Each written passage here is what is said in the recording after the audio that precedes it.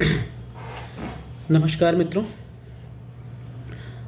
आपके सामने एक ऐसी रचना प्रस्तुत करने जा रहा हूँ कि जो आज के आधुनिक काल में लिखी गई है और वर्णन महाभारत के युग का है। महाभारत का वह समय जब द्रुत क्रीड़ा के पश्चात द्रौपदी का चीरहरण हुआ और उस सभा में सभी लोग शांत होकर बैठे रहे और गोविंद ने आके द्रौपदी की लाज बचाई है और अत्यंत पीड़ादायक दृश्य जो कि सारे समाज को एक आईना दिखाता है कि उस समय भी क्या हुआ रहा होगा, कैसे क्या कंडीशंस रही होंगी। उसी परिप्रेक्ष्य में पुष्पमित्र उपाध्याय जी ने एक आज के युग के हिसाब से एक काव्य रचना का संकलन किया है। उस काव्य रचना को आपके समक्ष प्रस्तुत कर रहा हूं कि सुनो द्रौपदी शस्त्र उठा लो, अब गोविंद ना आएंगे। सुनो द्रौपदी शस्त्र उठा लो, अब गोविंद ना आएंगे। छोड़ो मेहंदी खड़ग उठा लो, छोड़ो मेहंदी खड़ग उठा लो, अब गोविंद ना आएंगे।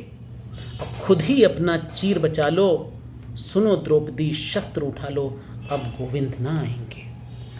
छोड़ो मेहंदी खड़ग उठा लो, खुद ही अपना चीर बचा लो, सुनो द्रौपदी शस्त्र उठा लो, अब गोविंद ना आएंगे। द्यूत बिछाए बैठे शकुनी, द्यूत बिछाए बैठे शकुनी, मस्तक सब बिक जाएंगे। सुनो द्रौपदी शस्त्र उठा लो, अब गोविंद ना आएंगे।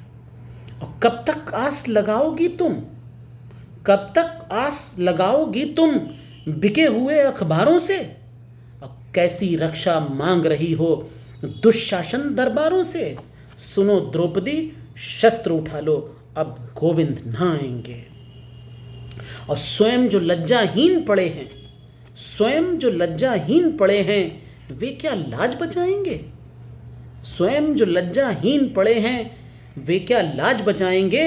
सुनो द्रौपदी शस्त्र उठा लो, अब गोविंद ना आएंगे।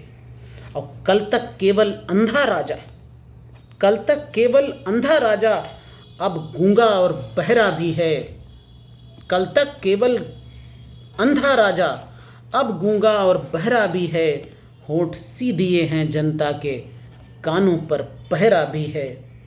तुम ही कहो ये अश्रु तुम्हारे किसको क्या समझाएंगे।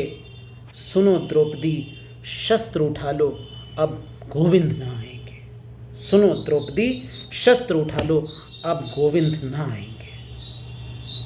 बहुत बहुत सुंदर काव्य रचना आदरणीय पुष्पमित्र उपाध्याय जी की है, जो आज के युग में इतनी प्रेरणा देती है नारी शक्ति के लिए कि नारी को अपने आप में शक्तिवान होना चाहिए और कैसे वो अपने पैरों पे खड़ी हो, कैसे वो उसे स्वयं अपने आप को बचाना होगा आज के इस युग में। तो इस काव्य रचना का, अद्वितीय काव्य रचना का अलंकरण किया है आदरणीय पुष्पमित्र उपाध्याय जी ने। नमस्कार।